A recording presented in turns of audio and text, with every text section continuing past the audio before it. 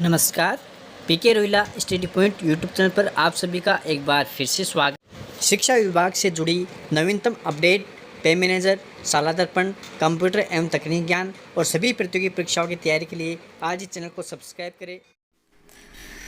नमस्कार, इस वीडियो में हम बात करेंगे कि एक सरकारी कर्मचारी जो सेवा काल में थे और जिनकी सेवा काल में रहते हुए मृत्यु हो गई, यानी कि हमारे शिक्षा विभाग के एक साथी जिनका हाल ही में निधन हो गया है, और उन्होंने अपनी सेवा काल में कितने पैसे अर्जित किए और सेवा काल में मृत्यु के दौरान अगर किसी कर्मचारी के परिवार को मिलने वाली राशि कौन कौन सी हो सकती है, इसका हम आज इस वीडियो के माध्यम से एनालिसिस करेंगे। क्योंकि इस स्कूल शिक्षा से जुड़े हुए साथी का निधन और उसके बाद में उसके परिवार को मिलने वाली राशि कौन कौन से मद से कितनी राशि है, इसका हम एक बार विश्लेषण करेंगे और हम ये बताएंगे कि किस प्रकार से इसे लिया जा सकता है। अगर कोई सरकारी कर्मचारी सेवा काल के दौरान जिसकी मृत्यु हो जाए तो उसे सरकार किस प्रकार से पैसे देती है, कौन कौन से मद से कितने पैसे दिए जा सकते हैं, इसको लेकर आज हम इस वीडियो के माध्यम से चर्चा करने वाले हैं।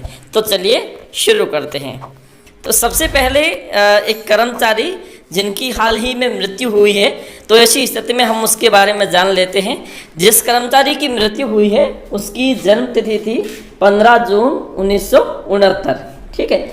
और प्रथम नियुक्ति इन्हें अध्यापक ग्रेड 3 यानी कि अध्यापक के पद पर हुई थी, 3rd ग्रेड में, और वर्तमान में वो वरिष्ठ अध्यापक के पद पर कार्यरत थे। और नियुक्ति तिथि इनकी थी 25 जून 1994, ठीक है। और इनकी डेथ की डेट यानी कि मृत्यु की तिथि है ये 15 जुलाई 2022 है। और इस प्रकार से अगर देखें तो इस कर्मचारी ने अपने सेवा काल में पूरे 28 साल पूर्ण किए हैं। तो इसका मतलब ये है कि मिनिमम रिक्वायरमेंट जो है पेंशन के लिए या फिर जो मिनिमम रिक्वायरमेंट ग्रेजुएटी के लिए चाहिए वो 28 साल ये पूर्ण कर चुके हैं, ठीक है। जब इनकी डेथ हुई थी तो इनका अंतिम बेसिक 66,500 रुपये था। कितना? 66,500 रुपये था। अब दरअसल हम देखेंगे कि इस कर्मचारी को जो इतने पैसे मिले हैं तो कौन से मद से कितने पैसे दिए गए हैं। अब प्रत्येक सरकारी कर्मचारी, अगर हम राजस्थान के सरकारी कर्मचारी की बात करें तो सरकारी कर्मचारी को जब उसका स्थायीकरण हो जाता है तो उसके प्रथम मार्च से उसकी एसआई कटौती होती है। जैसे हम कहते हैं स्टेट इंश्योरेंस, राज्य बीमा की कटौती प्रति माह उसके बिल से की जाती है, उसके पेमेंट से की जाती है। अब ऐसी स्थिति में जब एसआई कटौती एक कर्मचारी करवाता है, जब वो सेवानिवृत्त होगा तो उससे वही राशि मिलेगी बोनस सहित, तो उसने अपने सेवा काल में कटवाई है।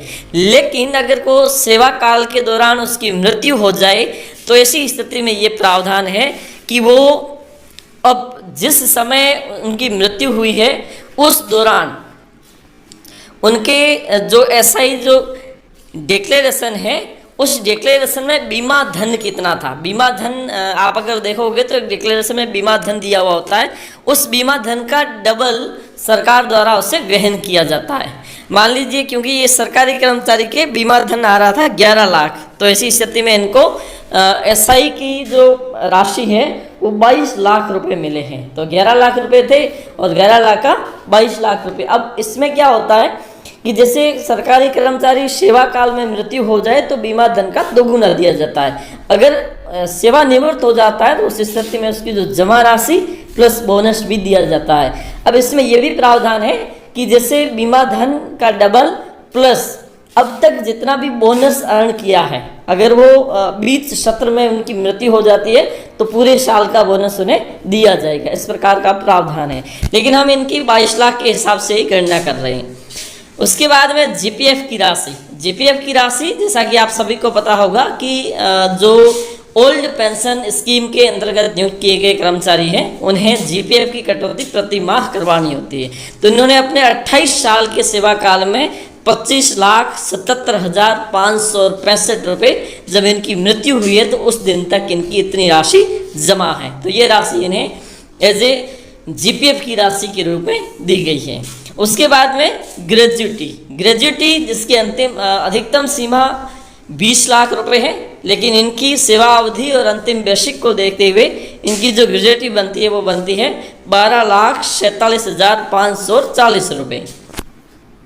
अब आता है सामूहिक दुर्घटना व्यक्तिगत बीमा यानी कि GIS यानी कि ग्रुप इंश्योरेंस जो है जैसा कि आपको पता होगा कि 2021-22 से पहले या 20-21 से पहले ऐसा प्रावधान था कि कोई भी सरकारी कर्मचारी जब सेवा में आएगा तो उसे 220 रुपये का ग्रुप इंश्योरेंस देना होता था, लेकिन अब पिछले सत्र से इसे सरकार ने वैकल्पिक कर दिया गया है। 350 तो देने ही है, इसके साथ साथ अगर कोई बढ़ाना चाहे तो 700, 1400 और 2100 दे सकता है, जिनमें से 350 रुपये है वो सरकार की ओर से वहन किए जाएंगे। ठीक है, तो इस कर्मचारी ने 2100 रुपये कटा रखे थे, जिसकी जो बीमा धन बनता है यानी कि जो उसकी जो लागत बनती है वो बनती है 30 लाख रुपए। अगर कोई कर्मचारी अपने सेवा काल में और सर्विस के दौरान अपनी सैलरी से ग्रुप इंश्योरेंस की कटौती एक बार जो होती है उसमें 2100 रुपये कटवाता है, जिनमें से 350 रुपये सरकार वहन कर लेगी, तो उस स्थिति में उसकी एक्सीडेंटल डेथ की स्थिति में उसे 30 लाख रुपए दे जाते हैं। 1400 की स्थिति में 20 लाख और 700 की स्थिति में 10 लाख रुपए दिए जाने का प्रावधान है। ठीक है, तो इस कर्मचारी ने 2100 रुपये कटवा रखे थे अपने वेतन से अप्रैल माह के बिल में, तो ऐसी स्थिति में इनको 30 लाख रुपए है वो सामूहिक दुर्घटना व्यक्तिगत बीमा के अंतर्गत दिए गए हैं। उसके बाद में इस कर्मचारी की जब मृत्यु हुई है तो ऐसी स्थिति में इनके PL का नकद भुगतान भी करना था, क्योंकि इन्होंने अपने सेवा काल में 280 PL जमा कर रखी है। PL मतलब उपार्जित अवकाश प्रत्येक सरकारी कर्मचारी को एक साल में, यानी कि शिक्षकों की बात करें तो एक वर्ष में 15 PL दी जाती है, और अन्य विभाग की बात करें जिन्हें ग्रीष्मावकाश नहीं दिया जाता है तो विश्रामकालीन जो सेवाएं नहीं हैं उनके लिए 30 PL का प्रावधान है। तो इस प्रकार से 280 के PL के हिसाब से देखा जाए तो 8,31,693 रुपये अंतिम बेसिक प्लस DA को मिलाकर, तो 280 दिन का वेतन इनको दिया गया। इसके साथ साथ एक व्यक्ति को अनुकंपा नियुक्ति मिलेगी, मतलब एक किसी भी पारिवारिक सदस्य को अनुकंपा नियुक्ति मिलेगी, जैसे बेटे को, बेटी को या जो भी है, और इसके साथ साथ इनको पारिवारिक पेंशन का भी प्रावधान है, क्योंकि इन्होंने 28 वर्ष पूर्ण कर लिए हैं, 56 अर्धवार्षिक ये पूर्ण कर चुके हैं। तो ऐसी स्थिति में इनके अंतिम जो पारिवारिक पेंशन बनेगी, जैसे कि 66,500 रुपये इनकी अंतिम बेसिक थी, तो ऐसी स्थिति में अगर अपन देखें तो इनकी जो 33,250 रुपये इनकी पेंशन बन रही थी, लेकिन पारिवारिक पेंशन है वो इनकी आधी दी जाती, तो 16,625 रुपये 16,625 रुपये बेसिक के हिसाब से इनको पारिवारिक पेंशन भी दिए जाने का प्रावधान है जो इनको मिलेगी। इसके साथ अगर हम इन सब की टोटल करें तो ये देखते हैं कि 98,56,889 रुपये इनको इनके परिवार को पैसे मिले हैं, ताकि इनके परिवार का भरण पोषण आसानी से हो सके।